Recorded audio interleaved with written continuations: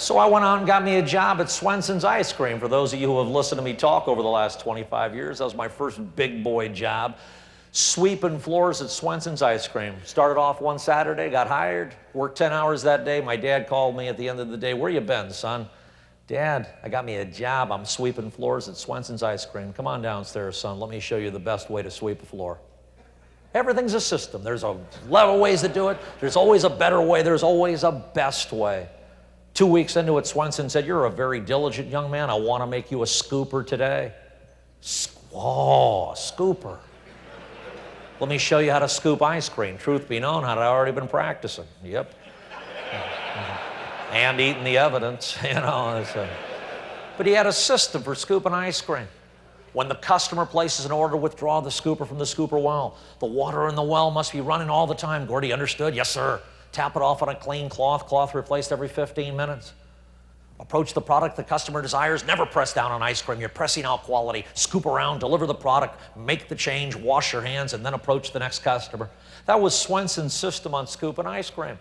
I'll give you a hint, if he caught you deviating from the system. If he caught you waiting on a customer without washing your hands first, you got fired. Not back to sweeper, you got fired. Stop by your local today, walk in. They don't have dedicated sweepers anymore. They got one kid standing behind the counter, they're sweeping floors, you come walking in. "Can I help you?" No. 10 years ago, I'd have the two kids in the truck. "Who in this truck wants an ice cream cone?" "Yay, Daddy, we love ice cream." 10 years later, "Who in this truck wants an ice cream cone?" "You go in first, Dad, because there's a high probability they're going to piss you off, and we won't be eating here anyhow." Whenever I look at something going bad, I ask, were there systems in place? Were they up to date? Were they being implemented? Systems. Systems. This all leads up to this whole concept of making decisions on high consequence, low probability events, or what I like to call high risk, low frequency. Why is this so critical? Why is this so critical to you in the fire service? This is important stuff. Important stuff. And if you're fading in, fading out of the lecture, fade in here for a second. It works. I'll do it this way. I'll do what I want to do. Here's your fire department. Not to scale. Fire department's got all sorts of different divisions and bureaus and units, and every division, bureau, and unit's a series of separate, distinct. Oh, what the hell? Oh, okay, screw with the cop, huh? Don't think I ain't got reciprocity with Arizona DPS. You get out of here. Beep, beep, beep, beep, beep, beep. Whoa, there we go. There's your job description. There's the fire department, there's the unit you're in, there's your job description. And every job description is a series of separate and distinct incidents. Things we do. Things we do. And boy, I'm telling you, your job is complex. This ain't making ice cream where there's 10 things to do, or selling commercial real estate where there's 100 things to do, or working at Nordstrom where there's 1,000 things to do. Your job is complex. Hundreds of thousands of different things that we have to be able to do, that you have to be able to do, all with one singular goal. Whatever you're doing, get it done right. Doing things right. If you're driving a truck, do it right. If you're backing a truck up, do it right. If you're fighting a fire, do it right. If you're giving EMS services, do it right. If you're doing a performance evaluation, do it right, do it right, do it right. When we do things right, ladies and gentlemen, and we throw in a little bit of common sense, we got personnel safety. We throw in a little bit of incident documentation, we got the elimination of liability. We throw in a little bit of dignity and respect, we got customer service. Doing things right's the key. And the good news for you is most of what you do ends up going right. Did you ever think about that? Most of what you do, in spite of the extremely complex nature of your job, you end up doing right. My hat's off to you, ladies and gentlemen. In spite of the complex nature of the job, most of what you do right. There's a reason why. Every one of these incidents that you get involved in can be put into one of these 4 boxes. You know, this is important stuff. This is the classic risk frequency analysis. Risk and frequency. By the end of my little talk here today, I want this prominent in your mind. Some things you do in the fire service are what I call high-risk events. Definition: if they don't go right, the consequences in civil court, personal injury, organizational embarrassment are high. Some of what you do are called low-risk events. Definition, if it goes bad, the consequences are low. Some things you do a lot, high frequency. Some things you do rarely, low frequency. The risk frequency analysis. Firefighters get in trouble for two things, folks. Intentional misconduct, that happens, but it's rare. Most of what gets us in trouble, gets you in trouble, are mistakes. Study the consequences. Study the consequences. Mistakes happen. Where do mistakes happen? Very rarely do you end up in trouble on high-frequency events.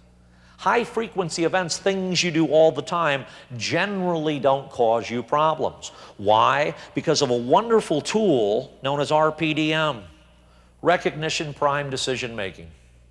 Recognition Prime Decision Making. And you can read all the books out there that are on neuro-linguistic programming, and my doctor friends out here in the audience hopefully will be able to back me up on this. But there's all sorts of studies about how do we think things through, and a lot of these were done back in the 50s and 60s, and a lot of these studies involve fire departments.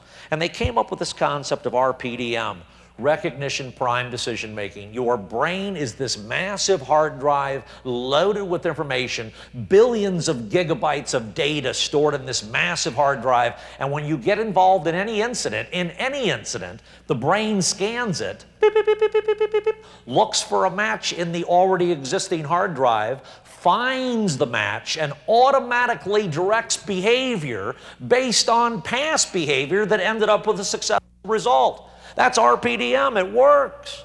It works.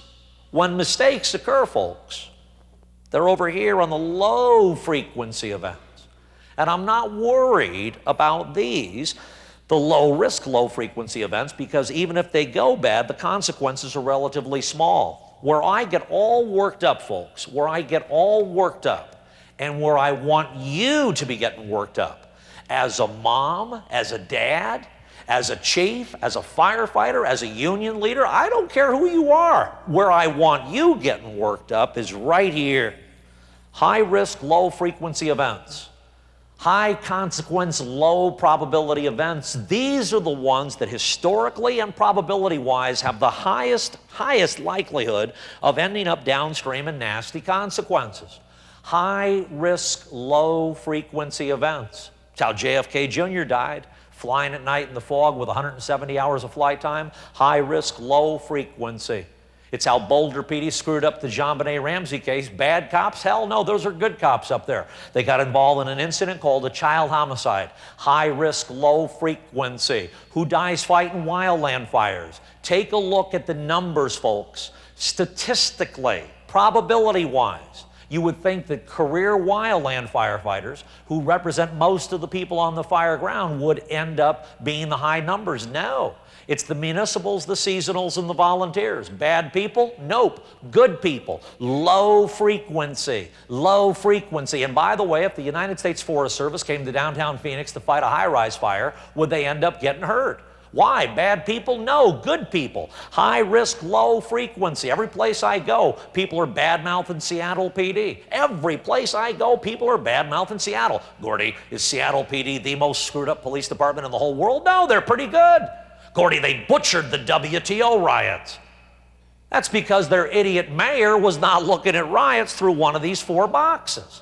Riots for Seattle are right here. High risk, low frequency. That's why they got their ass kicked.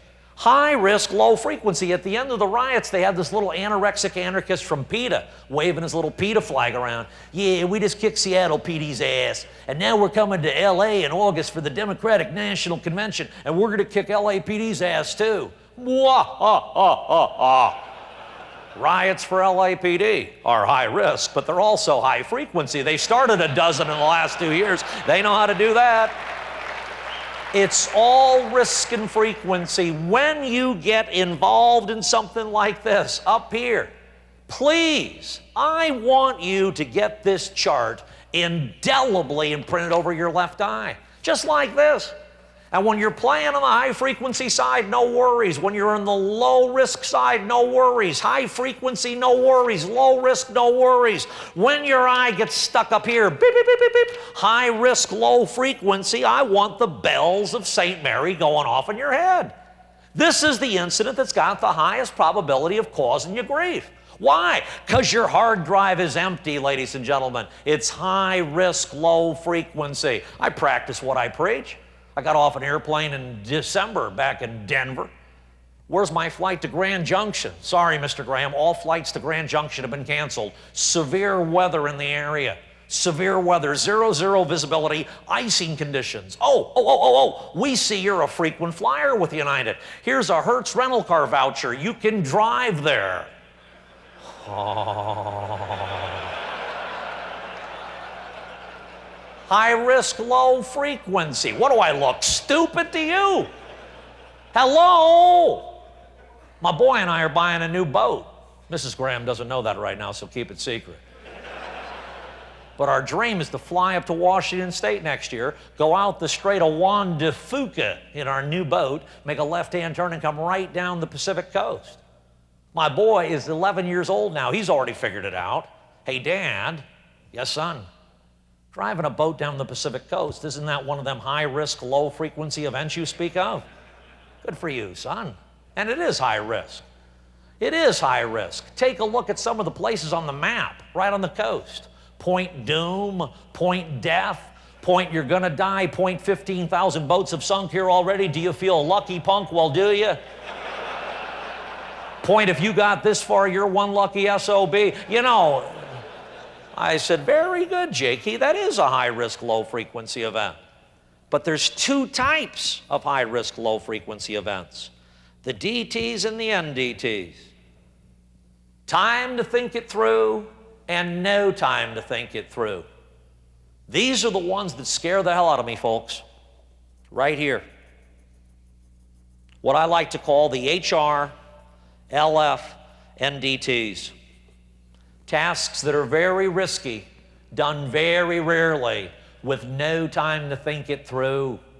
And the bad news for us in public safety in general, and you in the fire service in particular, is that we have a number of these HR, LF, NDTs. High risk, low frequency, no time to think it through.